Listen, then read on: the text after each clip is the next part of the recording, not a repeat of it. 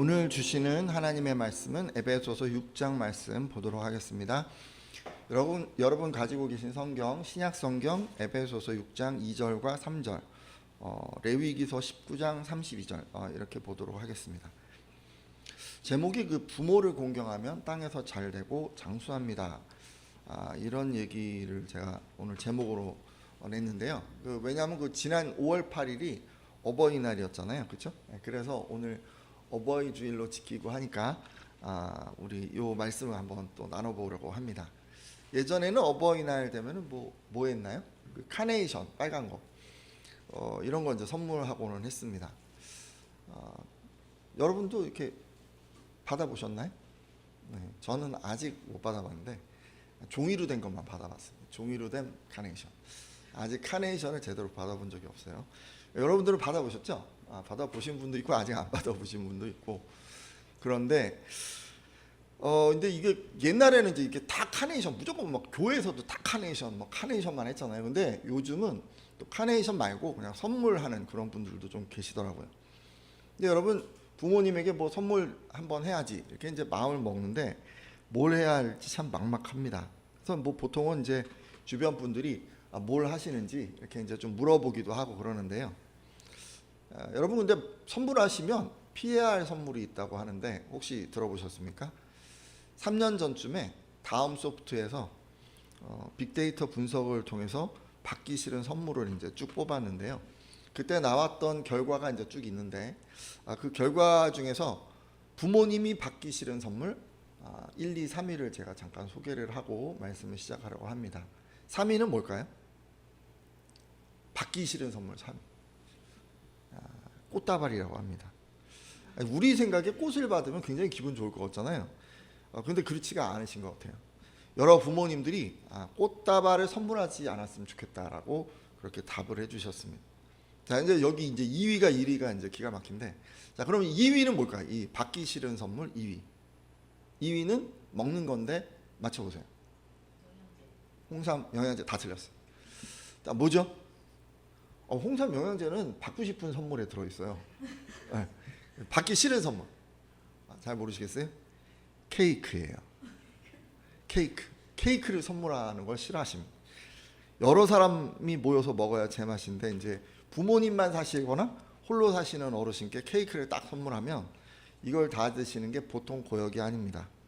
게다가 이제 요즘 어르신들이 건강 생각하시잖아요. 많은 부모님들이 케이크 받는 것을 싫다고 하셨습니다. 자, 그러면 이제 대망의 1위, 받기 싫은 선물 1위는 뭘까요? 책. 책이 맞았어요. 책. 자녀들 중에 부모님께 책을 선물하는 분들이 있다. 혹시 책 선물하셨어요? 아니에요? 혹시 본인 얘기 아닌가 이거? 보통 이제 우리도 그렇잖아요. 읽어보고 너무 좋으면 부모님도 이거 읽어보셨으면 좋겠다 해서 이제 선물하기도 하는데, 근데 요즘 어르신들이 이제 눈이 다 이렇게 좀 안 좋으시잖아요. 그러니까 책을 선물하면은 요게 이제 좀 싫다 이렇게 이제 답을 해주셨습니다. 아무튼 뭐 이런 얘기를 한 거는 우리 가운데는 꽃다발이나 케이크나 책 뭐 이런 거 선물 안 하셨으면 해서 잠깐 말씀드려봤습니다. 근데 뭐 좋아하시는 선물은 또 다 아시죠? 가장 좋아하시는 선물은 부동의 1위가 있습니다. 뭐니 해도 이제 현금을 가장 좋아하신다고 하죠. 어떤 용도로든 사용할 수 있기 때문에 그러신 것 같습니다.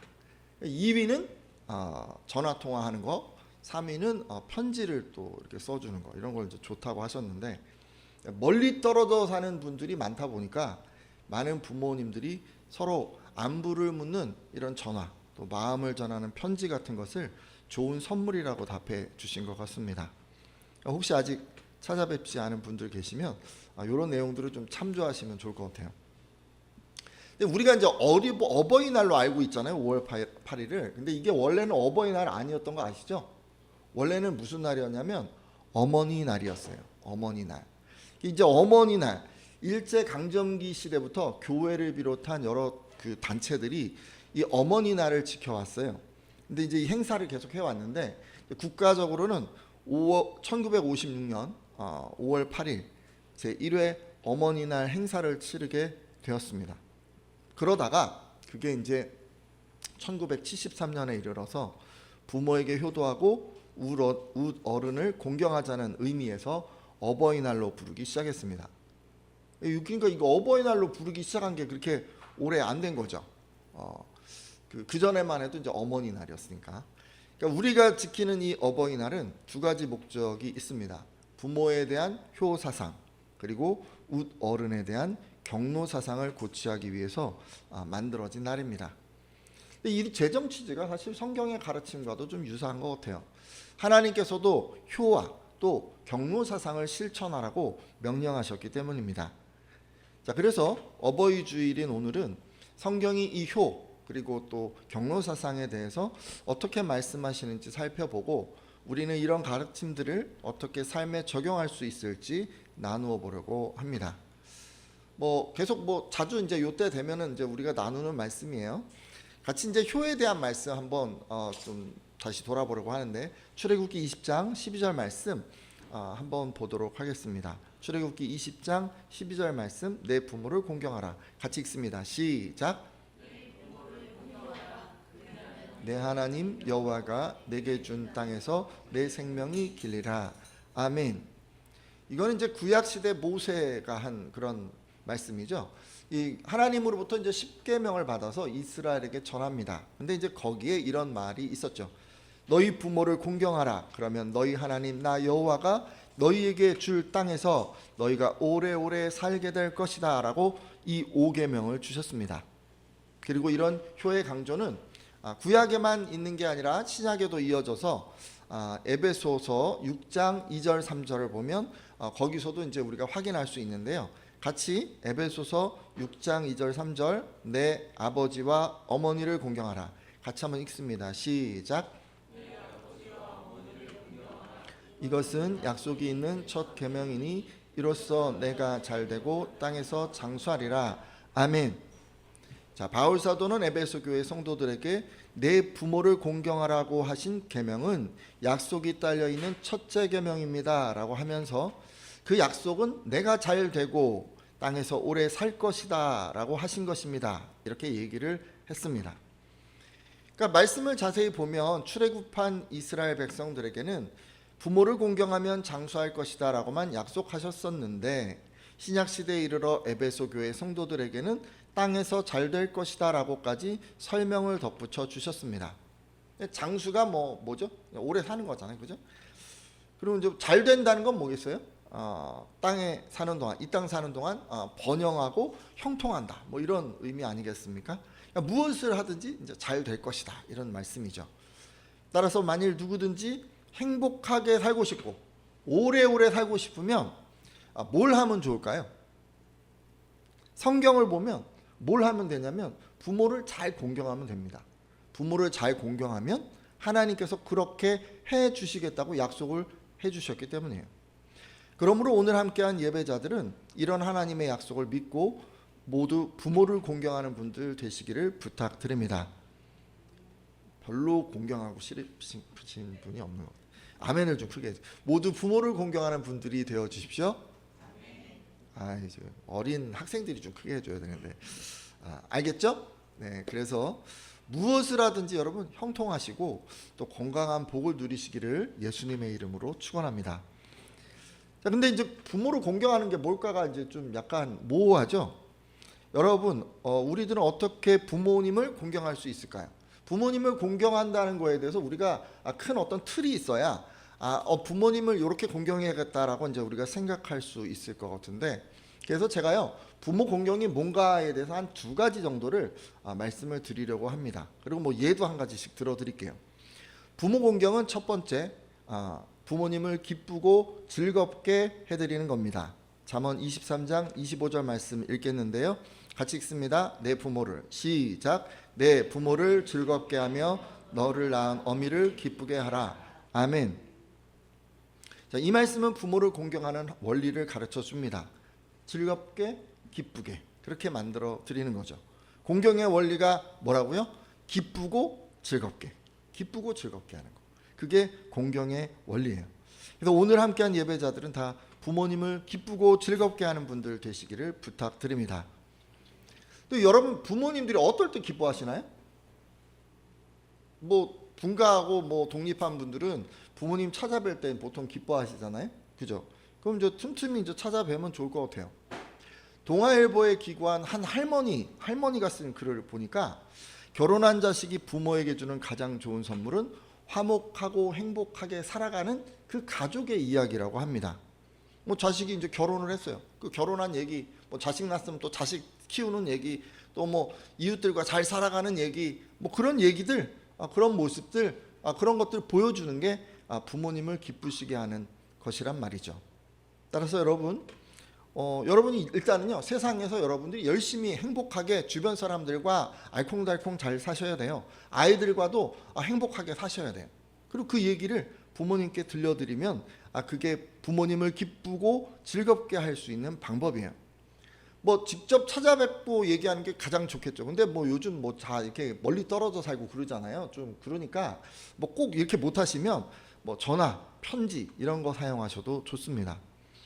근데 뭐 제가 지금 이렇게 얘기를 들려드리고 만남을 갖고 이런 얘기를 했지만 부모님마다 기뻐하는 거, 즐거워하는 게 조금씩 다를 수가 있어요. 그죠?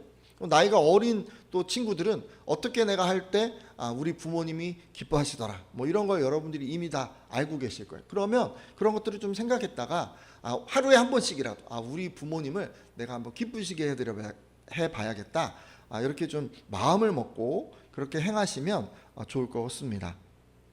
자, 그럼 여러분, 부모님은 또 어떻게 할 때 즐거워하십니까?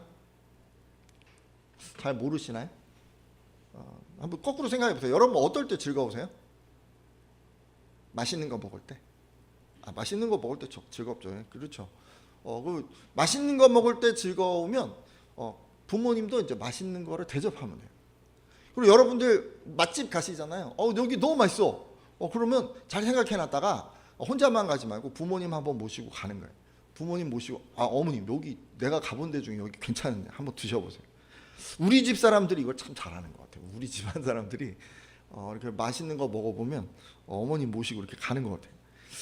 근데 이제 이런 질문을 또 드리면 뭐 또 이런 것도 있잖아요. 여행 갈 때 또 즐거우시잖아요. 그럼 뭐 여행도 부모님 뭐 보내드리기도 하고, 뭐 부모님만 보내드리는 것도 좋지만 여유가 있으면 뭐 함께 떠나는 것도 좋죠.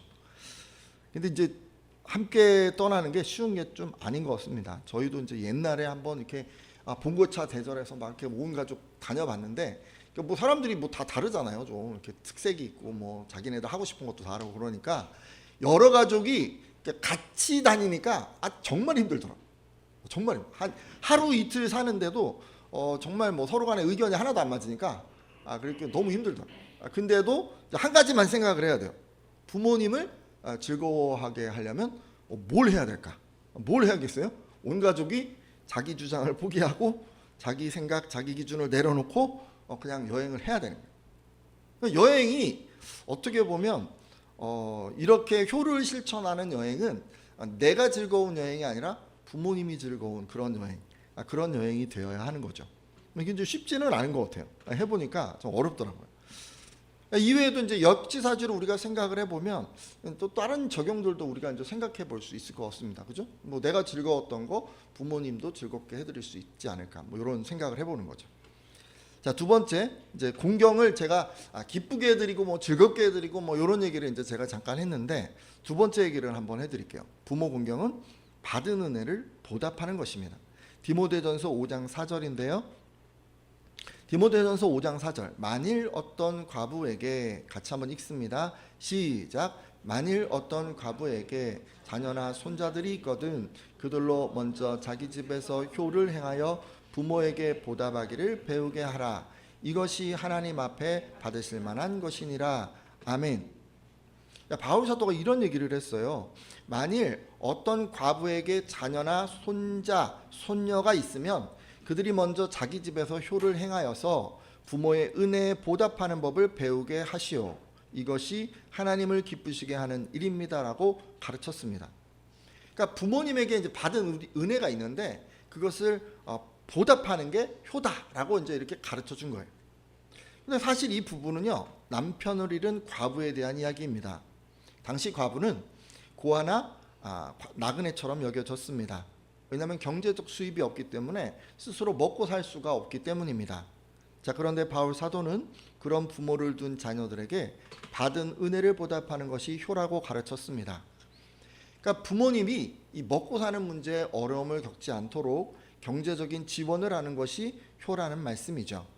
자, 근데 이제 이런 걸 다 알고 있어요. 근데도 이 부모에게 돈 쓰는 거 이런 거를 아까워하는 분이 간혹 있습니다. 근데 지금으로부터 이제 2000여 년 전 얘기예요. 예수님 당시에도 그런 사람이 있었어요. 하나님을 섬긴다라고 하는 이스라엘 사람들이 그랬었는데 그들 가운데는 하나님으로부터 받은 부모 공경의 이 계명이 있었습니다. 내 부모를 공경하라. 또 율법에서는 아버지나 어머니를 비방하는 자는 반드시 죽임을 당하리라 이렇게 하셨기 때문에 이들은 반드시 부모에게 경제적인 지원을 해야 했습니다. 네, 그렇지만요, 이 이스라엘 사람들은 부모에게 돈을 쓰기 싫은 거예요. 그래가지고 계명을 왜곡시켰어요. 돈 쓰지 않는 방법을 만들어낸 거죠. 그게 뭐였냐면 바로 고르반이라는 방법이었습니다. 자, 그러면 이 사람들이 어떻게 하나님의 계명을 왜곡시켰을까요? 한번 보려고 하는데 마가복음 7장 10절에서 13절까지 말씀인데 제가 읽도록 하겠습니다. 모세는 내 부모를 공경하라 하고 또 아버지나 어머니를 모욕하는 자는 죽임을 당하리라 하였거늘 너희는 이르되 사람이 아버지에게나 어머니에게나 말하기를 내가 드려 유익하게 할 것이 고르반 곧 하나님께 드림이 되었다 하기만 하면 그만이라 하고 자기 아버지나 어머니에게 다시 아무것도 하여 드리기를 허락하지 아니하여 너희가 전한 전통으로 하나님의 말씀을 폐하며 또 이 같은 일을 많이 행하느니라 하시고 아멘. 예수님께서는 이스라엘 사람들에게 모세는 내 부모를 공경하라 하였고 또 부모를 저주하는 사람은 반드시 죽여야 한다고 하였다라고 하시면서 자, 근데 너희는 부모에게 드려야 할 것을 고르반 곧 하나님께 예물로 드렸습니다 하고 말하기만 하면 그만이라고 하여서 부모에게 아무것도 해줄 필요가 없다고 가르친다. 너희는 그런 전통으로 하나님의 말씀을 헛되게 하였고 이것 말고도 그거와 같은 짓을 많이 하고 있다라고 책망하셨습니다. 그러니까 이제 보니까 그런 것 같아요. 이스라엘 사람들이 이 고르반 제도를 만든 거예요.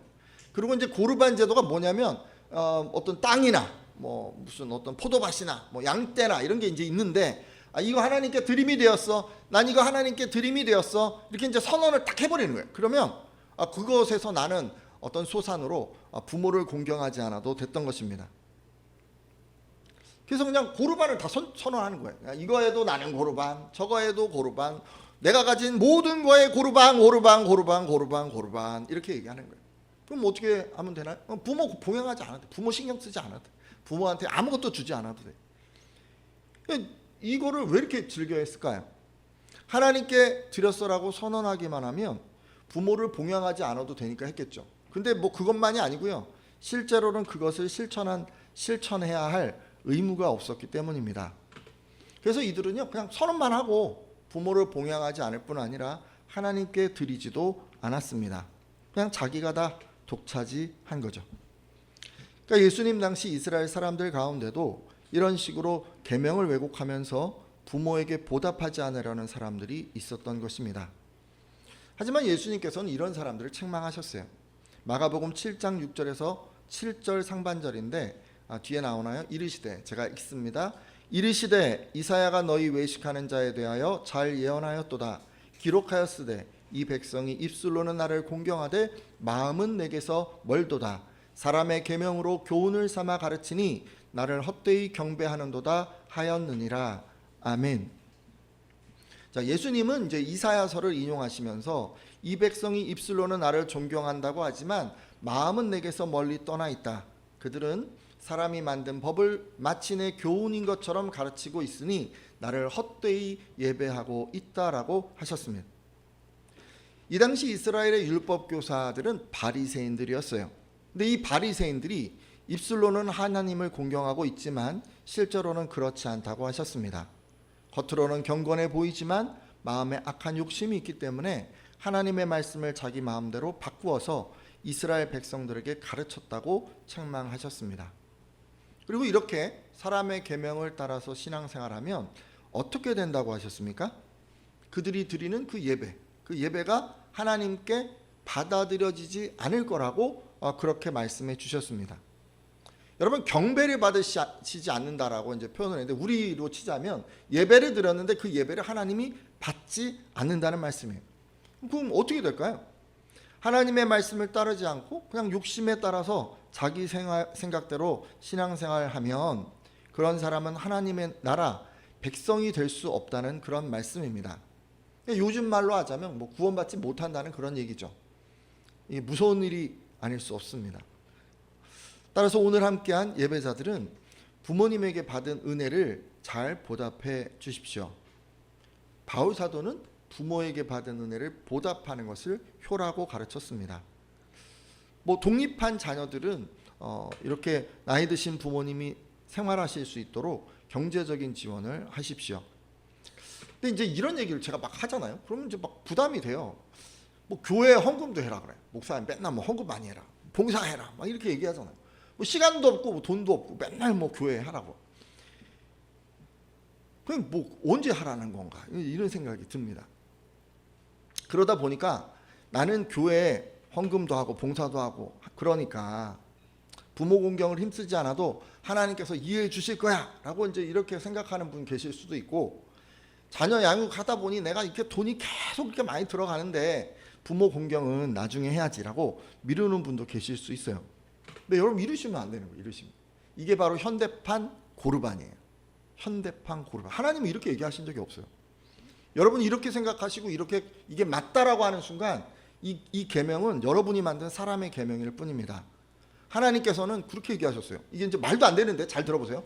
교회 열심히 섬기고 자녀 잘 양육하면서 부모를 섬기라고 하셨어요. 이 세 가지 하라고 했었어요. 이 세 가지를 하려니 우리가 너무 힘들죠. 근데 하나님이 하라고 하셨어요. 내가 할 말이 없어요. 그냥 해야 되는 거예요. 그냥. 여러분 이게 미루고 할 수 있는 게 아니에요. 하라고 하셨기 때문에 그냥 해야 되는 거예요. 수입이 일정한데 어떻게 그렇게 하라고 하십니까? 여러분 다른 집하고 똑같이 이렇게 버는데 아니 어떻게 이걸 합니까? 뭐 교회에다가 뭐 헌금하고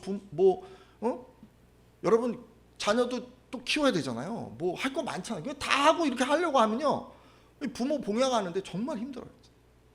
빠듯해요. 여러분 남들에 비해서 어느 정도 고정비가 더 들까요? 교회에다 헌금하고 뭐 부모님한테 또 잘 20% 30% 정도는 기본 까지는 거 아닌가요? 그럼 어떻게 살아요? 어떻게 내 맘껏 써요? 너무 힘들죠. 어떻게 해야 될까요? 대출 받으면 될까요? 여러분 그렇게 하는 게 아니고요. 씀씀이를 줄여야 돼요. 검소하게 생활하셔야 돼요.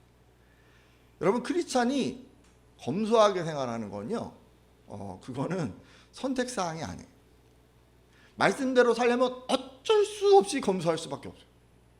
남들은 이런 집에 사는데 나는 그냥 집 줄여야 되고, 남들은 이만한 차 타는데 나는 이런 차 타야 되고, 남들은 어떤 옷을 입는데 나는 그냥 웬간한 옷 입어야 되는 거예요. 왜 그런 거예요? 왜? 말씀대로 살려니까. 말씀대로 살려면 그렇게 할 수밖에 없어요. 그래서 이게 선택이 아니에요. 그냥 해야 되는 거예요. 필요한 것이 아니라면 여러분 구입을 삼가하고 필요하다 하더라도 큰 돈이 나가는 항목들이 있잖아요. 뭐 자동차나 주거비나 옷이나 외식이나 뭐 이런 거 저런 거 이런 거에서 여러분 줄일 수 없는지 한번 이렇게 우리가 따져봐야 되는 거예요.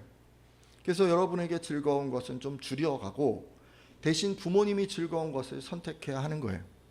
남들에게 있어 보이기보다 하나님에게 있어 보이는 것을 우리가 선택해야 하는 것입니다. 이렇게 하는 분들에게 말라기 3장 10절의 약속대로 하나님께서 하늘문을 열고 복을 내려주시리라 믿습니다. 에베소 6장 3절의 약속대로 잘되고 땅에서 장수하는 복을 주시리라 믿습니다. 이것은 모험이에요. 여러분 이건 모험이에요. 말도 안 되는 걸 우리가 하는 거예요. 세상 사람들은 다 우습게 생각하지만 그렇지만 우리는 믿음으로 말씀을 믿고 그냥 이렇게 하는 거예요. 하나님이 주실 것을 믿고 하는 거죠. 지금까지 어버이날의 이 정신, 이 효사상, 이것은 성경에서 일관되게 강조했던 어떤 가르침이고, 또 성도들은 부모를 즐겁게 하고 받은 은혜를 보답함으로 효를 실천할 수 있다고 했습니다. 끝으로요 잠깐 이 경로사상에 대해서도 조금 더 살펴보려고 합니다. 여러분 경로사상이 나와 있는 성경 말씀이 있는데요. 레위기 19장 32절 말씀 같이 한번 보도록 하겠습니다. 이 부분 말씀은 같이 읽습니다. 너는 셋머리 앞에서 읽습니다. 시작. 너는 셋머리 앞에서 일어서고 노인의 얼굴을 공경하며 내 하나님을 경외하라. 나는 여호와니라. 아멘. 모세는 이스라엘 백성들에게 백발이 성성한 어른이 들어오면 일어서고 나이 든 어른을 보면 그를 공경하여라.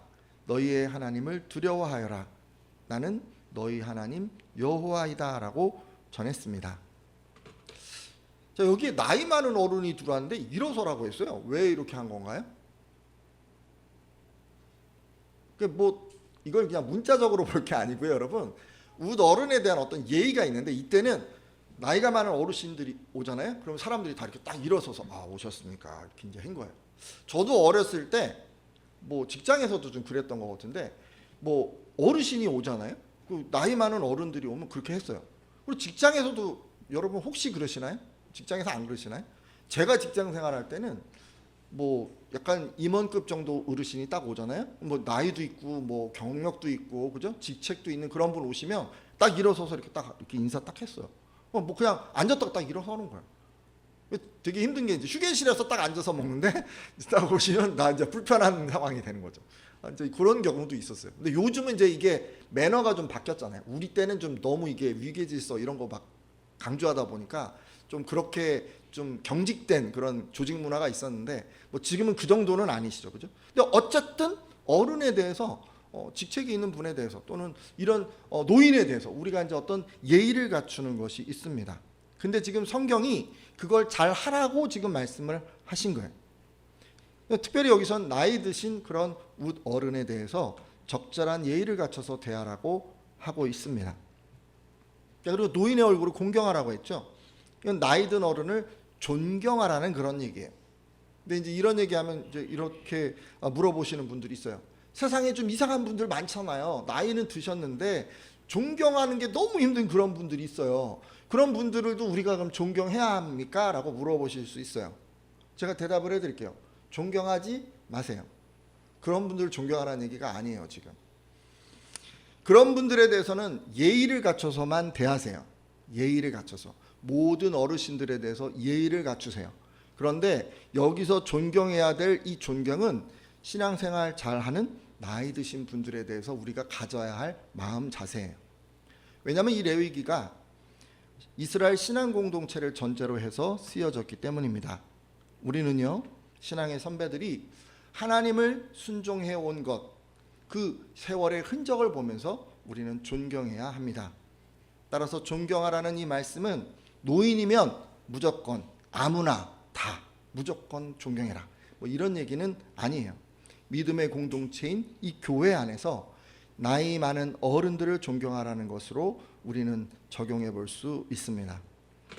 그러므로 오늘 함께한 예배자들은 다 이렇게 좀 해주세요.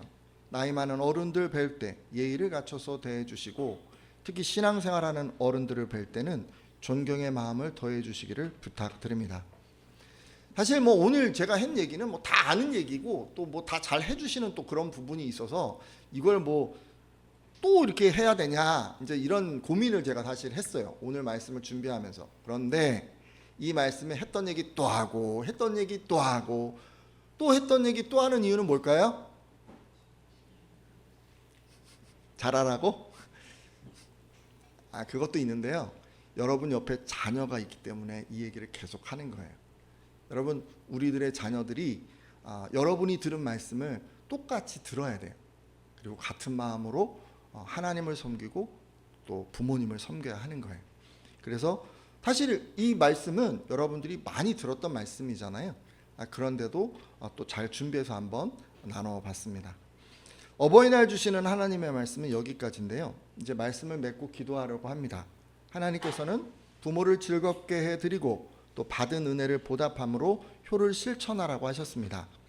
혹시 자기를 즐겁게 하다 보니 부모의 즐거움에는 마음 쓰지 못했었거나 부모로부터 받은 은혜를 당연히 여겼던 분들이 계시면 돌이켜주시고, 이후로는 부모를 기쁘게 하고 은혜를 보답하겠다고 결단해 주십시오. 그리고 하나님께서는 우더른을 뵐 때 예의를 갖추라고 하셨습니다.